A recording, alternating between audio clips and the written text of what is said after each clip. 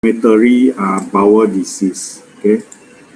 Inflammatory bowel disease include the following condition: infective colitis, ulcerative colitis, Crohn's colitis, ischemic colitis, NACIT-induced colitis, and radiation colitis. Okay, our focus will be ulcerative colitis and Crohn's disease. So what is an inflammatory bowel disease? Inflammatory bowel disease is a chronic inflammatory disorder of the gastrointestinal tract of unknown etiology, but with an autoimmune basis characterized by ulceration and inflammation of the gut wall, causing abdominal pain, diarrhea, and rectal bleeding.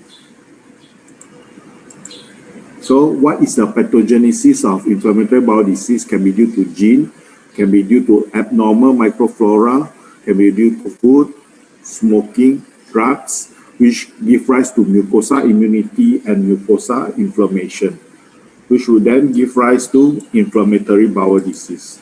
So ulcerative colitis, the clinical features is unformed stool, bleeding and mucus, abdominal cramp, urgency, and tenesmus. Disease distribution begin rectum and extend continuously proximally. So treatment strategy. Okay, for what we can do is a general through education by giving the support group, colorectal cancer support group, and psychological support. And also other things such as nutritional support and avoid risk factors such as smoking and drugs. Then you have a multiple disciplinary team which involve general practitioner, physician, surgeon, counselor, nurse, pharmacist, and dietitian, and specific therapy, medical or surgical. So this is the picture of ulcerative colitis.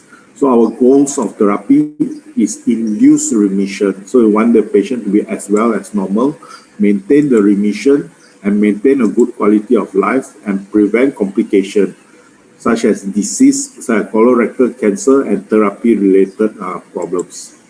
And also appropriate timing for surgery. So ulcerative colitis treatment option are the following drugs. The main drugs to treat is 5-ASA, known as 5-aminosalicylic acid, also known as mesalamine, which can be given topical at the skin or oral. Other than that, we can give steroid, either topical, oral, or systemic as a route of administration. Then can also give azatropine, 6-mecaptopurate methotrexate, cyclosporin, again oral or systemic. Immunological therapies can be given as biologic and surgery, and alternative therapy like probiotics. However, no treatment is entirely effective or safe. So first we talk about 5-aminosalicylic acid mesalamine. Mode of action, it decreases inflammation by blocking the activity of cyclooxygenase and lipooxygenase pathway. So it reduces the production of prostaglandin. Once they reduce the production of prostaglandin, it reduces inflammation. But side effect of 5-aminosalicylic acid or mesalamine is abdominal pain, headache, flatulence, nausea, fatigue, and malaise. Now, which 5-aminosalicylic acid and what dose? You can see that Pentasa is a slow-release mesalamine acid, so it acts longer. Asaco or Salofac is a pH-dependent mesalazine, so it acts intermediate. And sulfasalazine, osalazine, and balsalazine are short-acting because they are isobonded. Okay, they can act on the stomach, jejunum, ileum, and colon. Then you have corticosteroid. What does a steroid do?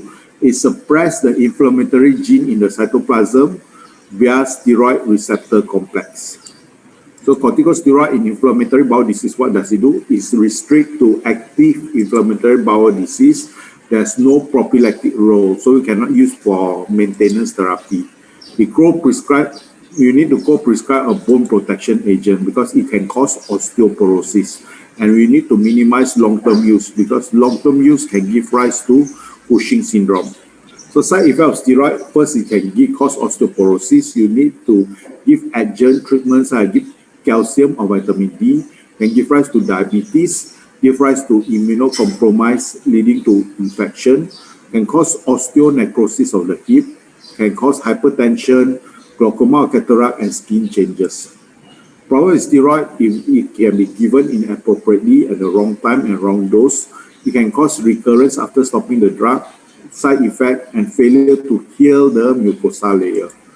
Then we talk about azathioprine. Azathioprine is an immunosuppressive agent that acts as antagonists of purine metabolism. What does it do? It inhibits DNA, RNA, and protein synthesis. Long-term, it is used for long-term maintenance strategy. Slow onset is within 2 to 3 months, mainly uncontrolled data. 36% of patients will show 1-year relapse compared to 59% in the control case.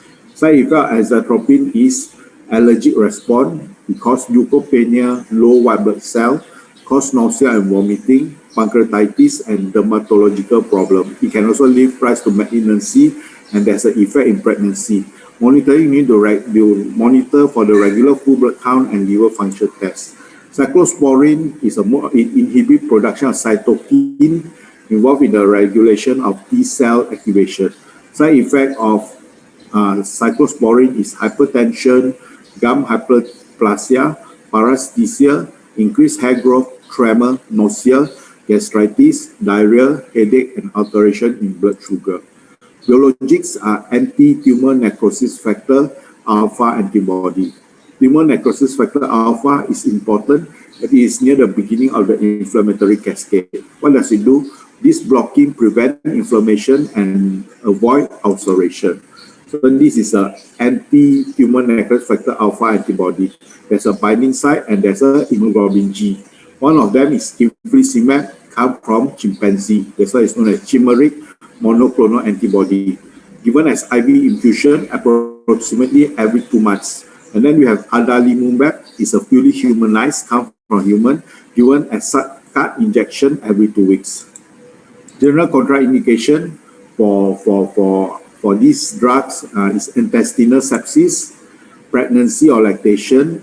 We need to reassure the patient not to take such drug. Infection, especially for TB, heart failure, and malignancy. So side effect of this drug, they can cause infusion reaction, acute 20%, delayed hypersensitivity 2%. And this can give rise to anti-nuclear antibody to be detected in the blood as 50% double-stranded DNA antibody.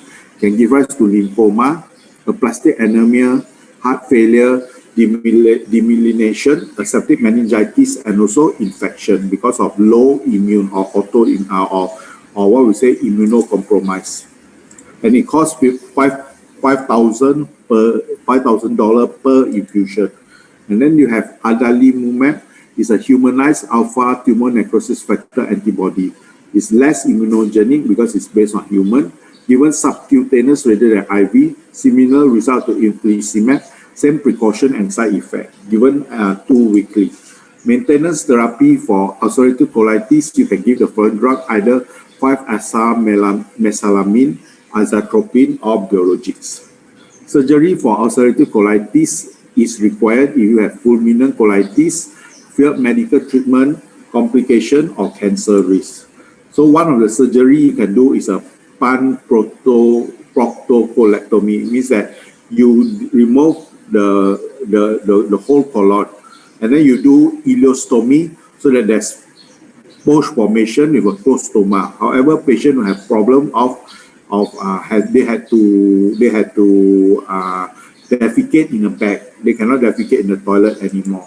Okay, then we have number 2. This is a Crohn's disease from the gastroscopy. Okay, and this is a X-ray. So Crohn's disease goal of therapy is similar to ulcerative colitis. You need to check for nutritional growth. Surgery is not curative because there's high relapse rate, and we need to study about the fistula management. So one of the drug is mesalamine. Indication in Crohn's disease is for mild, moderately active disease, especially in the colon. Is effective as a maintenance and prophylaxis only after small bowel resurrection. So steroid in Crohn's disease, remission 48%, improve 32%, and no response. In those that remission, for prolonged outcome, they will continue to be remission 54%, relapse 46%. And for the improve will be improved 57%, relapse 43%. Summary outcome, steroid dependent 36%, prolonged response 44%, and steroid resistant 20%. So response to steroid in inflammatory bowel disease, there will be 65% remission improvement in 4 months. 50% of chronic patients relapse or are steroid dependent at 1 year. That's why a lot of drugs can be used to be treated by steroid. That's why steroid is known as a miracle drug. Antibiotic in Crohn's disease, one of it is metronidazole. Due to why? Because it is useful for perianal or colonic disease. It is good for active disease and some benefit post-surgery in 1 year. Side effect of long-term use of metronidazole is peripheral neuropathy. So metronidazole mode of action, how does it act? It acts by inhibiting protein synthesis by interacting with DNA, which causes loss of helical DNA structure and strand breakage. Side effects of metronidazole are diarrhea, headache, gastritis, anorexia, metallic taste, and peripheral neuropathy. That's why we need to give vitamin B12 for the peripheral neuropathy. Azathioprine refers to ulcerative colitis. Azathioprine as maintenance in Crohn's disease. Its benefit is at 2.5 milligram per kilogram, but if we increase the dose, not much additional benefit. Methotrexate mode of action, how does it do? It suppresses inflammatory and immune reaction via increased intracellular adenosine release from the inhibition of aminoimidazole 4-carboxamide ribonucleotide transformylase, also known as ATIC. Side effect of methotrexate, they can give rise to allergic reaction, folate deficiency, oral ulceration, bone marrow suppression, pneumonitis or pulmonary fibrosis, hepatic fibrosis, and teratogenic. Methotrexate in Crohn's disease, start 25 milligram subcutaneous weekly methotrexate for 16 weeks, then maintain with 15 milligram subcutaneous or oral weekly. This is how methotrexate and how does it control the disease. Infliximab result shows that chronic active, there will be 30% remission, 30% improvement. However, there can be early recurrence. The disease can recur on stopping or then if this happens, you need to stop or you give a concurrent immunosuppressive or maintenance therapy is essential. So either give the same drug with the same class of action or maintenance therapy. It is the action of how they act. You can see fistulation can cause in 60% of the cases, and there will be 60% of closure. And healing of colonic ulceration with anti-tumor necrosis factor alpha antibody. You see, pre-treatment, there's so much ulceration. 4 weeks post-treatment, the mucosa layer had healed. The complication of inflammatory bowel disease. Local can cause ulceration, bleeding, stricture, perforation, fistula, abscess, and cancer. Systemic can cause eyes, joints, skin, liver, and thrombosis. So extra-intestinal manufacturing inflammatory bowel disease can see the lips ulceration, the pigmentation on the skin, ulcer, and this one is can cause thrombosis, can cause uveitis, the eyes, and it can cause a fracture of the bone. What we say, hip necrosis. Can cause erythema nodosum, red color nodule, and cause also pyoderma gangrenosum, can give rise to gangrene. Colorectal cancer in ulcerative colitis can give rise to cancer, which is a colorectal cancer. There's a high risk in ulcerative colitis, very high risk if you have sclerosing cholangitis, risk increase with duration and extent of disease. It's 2% after 10 years, 9% after 20 years, and 19% after 30 years. So what we need to do, we need to do a colonoscopic surveillance in ulcerative colitis. Recommended colonoscopic surveillance with multiple biopsy. What you need to do for the patient is you need to do a scope every 2 years from 8 to 10 years after diagnosis and annually after 20 years. If there's a high-grade dysplasia in the scope, you need to do a colectomy. If you have low-grade dysplasia, which shows that the cell is not differentiated, you can do a colectomy, or you wait another 6 months for repetitive colonoscopic for confirmation. Colorectal cancer and Crohn's colitis, evidence is less clear-cut than in ulcerative colitis. increased evidence that the risk is similar to ulcerative colitis in Crohn's colitis. Most experts recommend same surveillance program as for ulcerative colitis. So they recommend the same surveillance as the colonist surveillance for ulcerative colitis. Okay. Prognosis of inflammatory bowel disease, there will be a lifelong relapse and remission. Bowel resection is needed in 20% of ulcerative colitis and 70% is Crohn's disease. Mortality increased slightly in Crohn's disease and mortality decreased rapidly in ulcerative colitis. You can see ulcerative colitis at first is a higher mortality, but it decreased. But Crohn's disease mortality increased with years. Summary: inflammatory bowel disease is common and affect wide range of age group, often affecting the young adult. Some people suggest that it is due to stress, but this is not well documented. Multidisciplinary and holistic care is essential in such a chronic condition. Treatment relies on induction of remission, then maintenance of anti-inflammatory and immunosuppressive treatment. Steroids are not useful for maintenance. It is only useful for the initial therapy.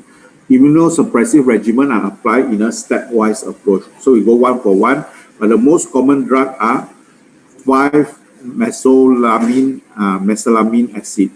Okay, so you must remember this drug, 5-ASA, ASA. Okay, that is used for treatment of both ulcerative colitis and Crohn's disease. Okay, any question to ask me? No, doctor. Oh, so we have covered about ulcerative colitis and Crohn's disease. What you need to do is that you must know what is the disease, what is the drug we use, what is the mode of action of the drug, and the side effect. But you will always be safe if exam you put that steroid. Steroid will be applicable to wide range of disease.